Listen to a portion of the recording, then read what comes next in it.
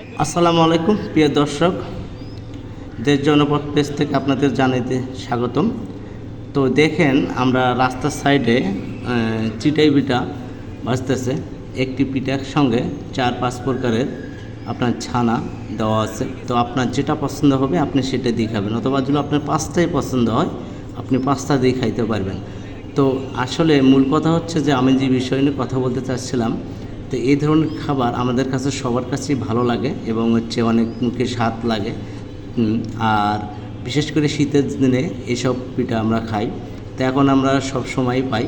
তো তারপরেও আমরা একটু দেখে খেলে আমাদের একটু ভালো হয়, কারণ রাস্তার সাইডে অনেক ধুলোবালু থাকে। হ্যাঁ, আর আপনারা যদি একটু খানি তাহলে অবশ্যই একটু দেখে খাবেন। তো আশা করছি তো সবাই বুঝতে পারছেন আমার কথাটা।